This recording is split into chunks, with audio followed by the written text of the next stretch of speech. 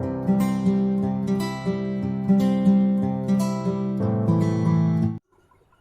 Friends, welcome back to my channel Deep classes, जिसमें हमारा आज का टॉपिक है धर्मवीर भारती द्वारा रचित सूरज का सातवां घोड़ा उपन्यास का प्रतिपाद्य। हमारा आज का टॉपिक स्टार्ट करने से पहले मेरी आपसे एक छोटी सी रिक्वेस्ट है। अगर आपने अभी तक हमारे चैनल को सब्सक्राइब नहीं किया है तो इसे सब्सक्राइब कर लें, जिससे हमारे आने वाले वीडियो के सभी नोटिफिकेशंस आप तक पहुंच सके। चलिए बिना देरी किए हम अपना आज का टॉपिक स्टार्ट करते हैं। तो साहित्य को समाज का दर्पण कहा जाता है। साहित्य की सभी विधाएं, विशेषतः कथा साहित्य, प्रत्यक्ष या परोक्ष रूप से सामाजिक यथार्थ की अभिव्यक्ति करता है। डॉक्टर धर्मवीर भारती ने भी सूरज का सातवां घोड़ा उपन्यास में विभिन्न कहानियों के माध्यम से भारत के निम्न मध्य वर्गीय समाज के विभिन्न चित्र पाठकों के सम्मुख रखे हैं।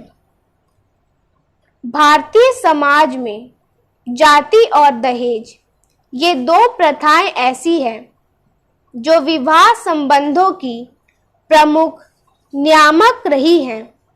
जमुना और तन्ना की कथाओं के माध्यम से लेखक ने इन्हीं समस्याओं की ओर पाठकों का ध्यान आकृष्ट किया है। जमुना और तन्ना परस्पर प्रेम करते हैं, परंतु दोनों का विवाह इसलिए नहीं हो पाता क्योंकि तन्ना का गोत्र जमुना के गोत्र की अपेक्षा छोटा है। जमुना के पिता बैंक के एक साधारण से क्लर्क हैं। उनकी नौकरी से घर के खर्चे पूरे हो जाएं, यही काफ़ी है। लड़के वालों की मांग पूरी करने के लिए लंबा चौड़ा दहेज जुटाने का सामर्थ्य उनमें नहीं है। अतः अपनी जाति और अपने गोत्र में भी जमुना का विवाह नहीं हो पाता। जाति, गोत्र, दहेज की यह समस्या इतनी विकराल है कि जमुना जैसी लड़कियों को बूढ़े वर से ब्याहने के लिए बाध्य होना पड़ता है। तन्ना और लीली का विवाह होने के पीछे जाति और गोत्र तो है ही, लीली की माँ की धन संपत्ति भी उसका कारण है, जिस पर तन्ना के पिता महेश्वर दलाल की नज़र है। ना तो जमुना का वैवाहिक जीवन सुखमय हो पाता है और ना ही तन्ना का। तन्ना और लीली के शिक्षा तथा मानसिक स्तर और आर्थिक स्तर में बहुत अंतर है, जिस कारण दोनों के बीच तालमेल नहीं हो पाता और जमुना तथा उसके पति की आयु में बहुत अंतर है, जिससे जमुना को अल्पायु में ही वैधव्य का सुख उठाना पड़ जाता है। यदि समाज के ये बंधन ना होते तो इनकी कहानी कुछ और ही होती।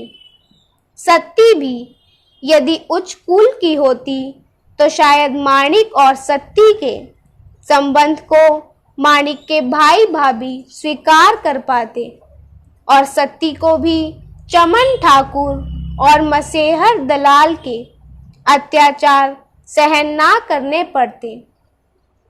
भारती जी ने भी प्रस्तुत उपन्यास के माध्यम से भारतीय समाज में स्त्रियों की अपेक्षापूर्ण स्थिति की ओर पाठकों का ध्यान आकृष्ट किया है। हमारे मध्यम वर्गीय समाज में आज भी लड़कियों की निजी इच्छा अनिच्छा का प्रायः कोई अर्थ नहीं है। कम से कम विवाह के संबंध में तो उनसे बात करने की भी कोई आवश्यकता नहीं समझी जाती।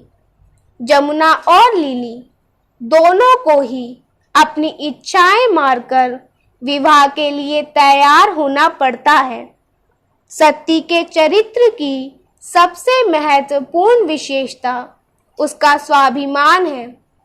चमन ठाकुर और महेश्वर दलाल का वह यथासंभव विरोध करती है, माणिक की सहायता लेने का प्रयत्न करती है, परंतु उसका विरोध और प्रयत्न दोनों निष्फल सिद्ध होते हैं और उसके पास भी बूढ़े महेश्वर के साथ जाने के अतिरिक्त और कोई उपाय नहीं बचता। उपन्यासकार ने माणिक मुल्ला के माध्यम से हमारे बुद्धिजीवियों की मानसिकता पर प्रकाश डाला है, जो अशिक्षित है। उनकी संकीर्ण मनोवृत्ति अशिक्षा का परिणाम मानी जा सकती है, परंतु माणिक मुल्ला जैसे समझदार और शिक्षित लोगों का क्या करें, जो बातें बड़ी बड़ी और क्रांतिकारिता की करते हैं, परंतु कोई भी साहसिक कदम उठाने से डरते हैं। इसीलिए माणिक जमुना के अनमेल विवाह के मूक दर्शन बने रहते हैं। लिली से प्रेम करने के बावजूद उसे तन्ना से विवाह के लिए सहमत होने को प्रेरित करते हैं। सती के प्रति सहानुभूति रखते हुए भी उसकी कोई सहायता नहीं करते, बल्कि उसके साथ विश्वासघात कर उसे चमन ठाकुर और महेश्वर दलाल को सौंप देते हैं। सती की मृत्यु के समाचार से वह शमशानों और निर्जन एकांत में रहकर समय व्यतीत कर अपने अपराध बोध का नाटक करते हैं। अपाहिज चमन ठाकुर और भिनकते बच्चों को गोद में लेकर भीख मांगती सती को देखकर उसका सारा कृत्रिम अपराध बोध भी गायब हो जाता है। आलोच्य रचना में बीच बीच में उन मार्क्सवादियों पर भी व्यंग्य किया गया है, जो मार्क्सवाद की मूल भावना सहित स्वजन हित को नहीं समझते और सैद्धांतिक बहसों में अपने को उलझाए रखते हैं। अपने देश के समाज की आवश्यकताओं, परंपराओं, संस्कारों को समझे बिना पूर्व निर्धारित निष्कर्षों को थोपते रहते हैं। दूसरों के तर्क सुनने का उनमें धैर्य नहीं होता और अपनी बात मनवाने के प्रति वे आग्रही रहते हैं। उदाहरण के लिए जमुना की कहानी सुनने के बाद का यह निष्कर्ष ऐसे ही हो सकता है। जमुना की पीड़ा के मूल सामाजिक कारणों को समझने की बजाय अपने बने बनाए सिद्धांतों के आधार पर निष्कर्ष निकलता है। देखिए, असल में इसकी व्याख्या इस तरह हो सकती है। जमुना प्रतीक है मध्य वर्ग तथा सामंत वर्ग उसका उद्धार करने में असफल रहे। अंत में श्रमिक वर्ग को उसको नई दिशा सुलझाई। इससे यह समझना गलत होगा कि लेखक मार्क्सवाद के विरुद्ध हैं। वह मार्क्स की मूल भावना का समर्थन करता है।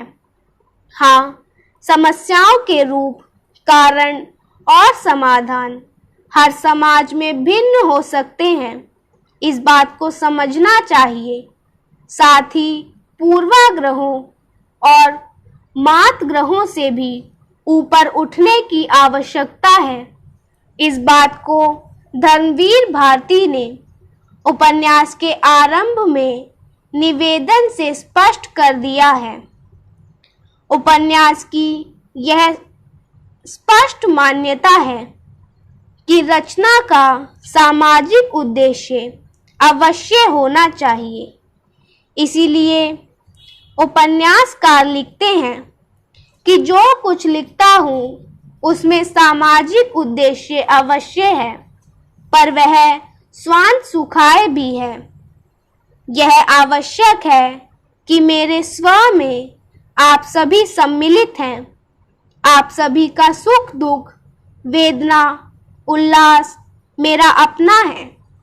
कहानी की अंतर वस्तु के संबंध में माणिक मुल्ला का यह प्रश्न कि यह ठीक है कि प्रेम जीवन में महत्वपूर्ण है, परंतु अन्य अनेक ऐसे विषय हैं जो प्रेम के बराबर या उससे भी अधिक महत्वपूर्ण हैं और कहानियों के विषय बन सकते हैं।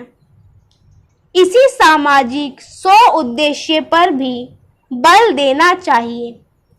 मेरी दूसरी शंका कथा वस्तु की प्रेम संबंधी अनिवार्यता के विषय में थी।